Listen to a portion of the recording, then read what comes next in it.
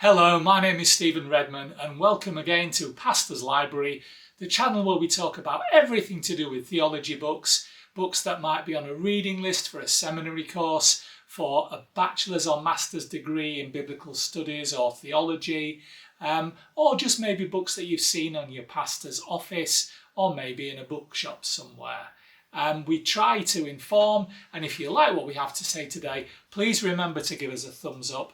Leave a comment too. We'll try to get back to you on those. And if you remember to subscribe and click on the bell, then it will help the algorithm and it will also make sure that you get to know when we release another episode. Do help us. We're aiming for 1,000 subscriptions in the next few weeks. So your help with that will be really appreciated.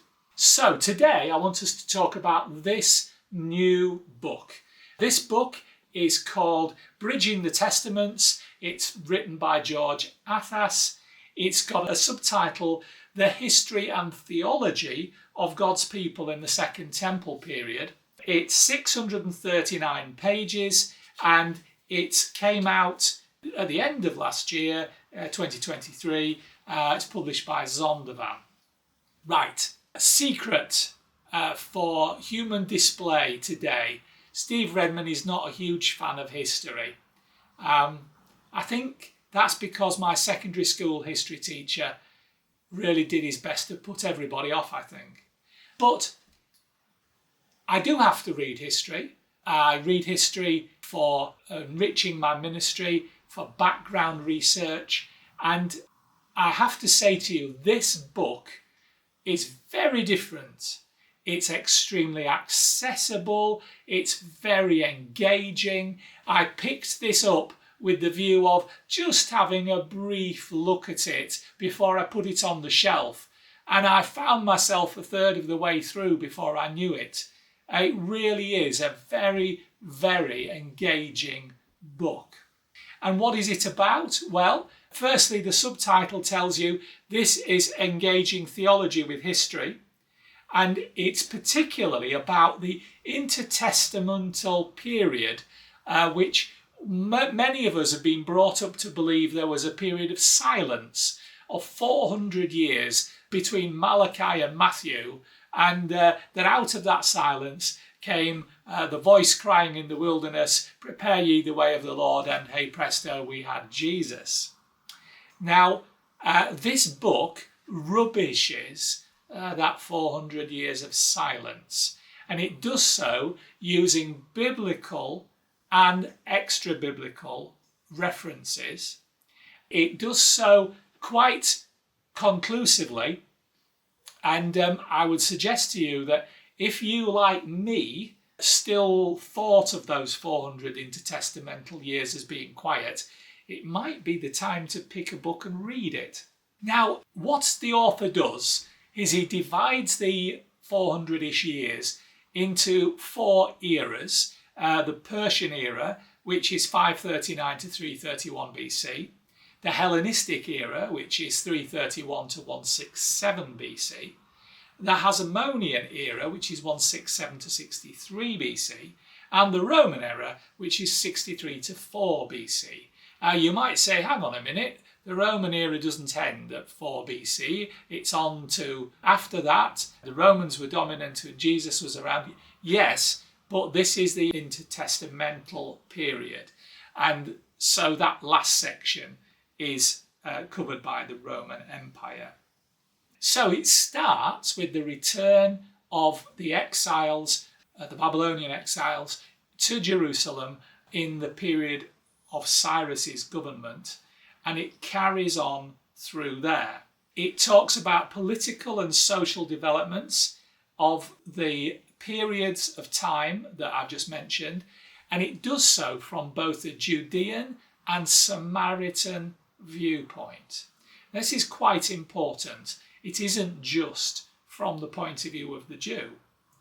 And what it does is it reconstructs what can be known about their history in these eras.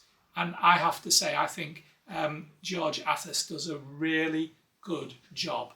He incidentally is a senior lecturer at Moore College in Sydney, Australia, and has a good pedigree.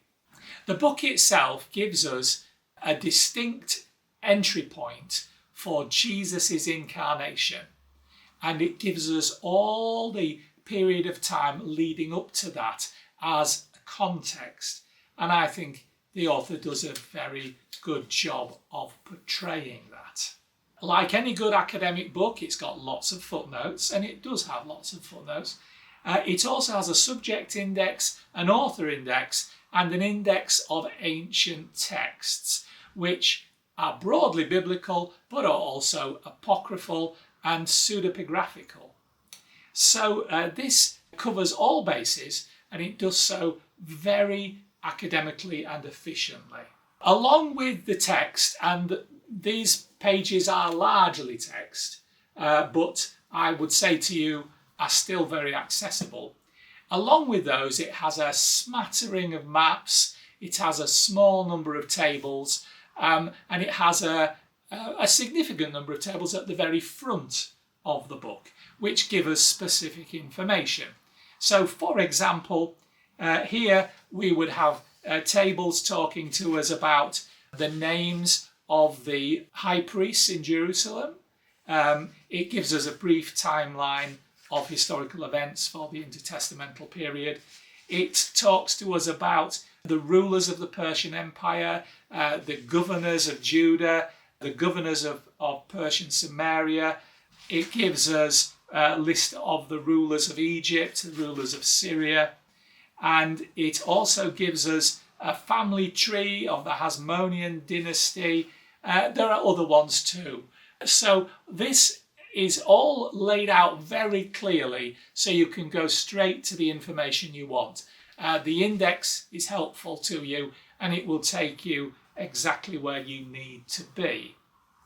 So a good sense of history comes from this book, with everything from the lists I've given you to the readiness for Jesus to arrive. Sort of little interesting bits. I found 3 pages about Hillel the Elder to be quite riveting, if I'm honest with you, which if you were to get that and read that, that will tell you that either I am interesting or dead boring, one or the other. There's a section on Mark Antony and Cleopatra. There's a very, very helpful section on the Herod family. And the history and theology walk hand in hand through this. So I would suggest to you this is indeed a really excellent book. So, what else is there to say about it? Well, it's good hardback. It's a useful book to refer to on a period of time which is quite critical to us understanding the gospel of Jesus. And I would suggest to you that if, like me, you're not a huge history fan, that this is maybe something you could do to break your duck on historical reading, because it isn't just history, it's theology as well. Every key event that's recorded historically also has key theological events associated with it, or they pop up within the timeline. And that, I think, is a really good point. One shouldn't have to get a book to read the history and then a separate book to read the theology. Just as commentaries are often now starting to incorporate theological comment with the commentary as well as just an exegesis of the text. Now we're getting history that does, and I would suggest to you that's a good point. So, Bridging the Testaments, George Athas, for me, it's a winner. I hope it will be for you. If you've liked this, remember to give us a thumbs up. Remember also to subscribe and click on the bell if you haven't done already. And please recommend us this week to a friend. It would be really helpful to us. And may God bless you. And until next time, I've just got one word to say to you, which is bye.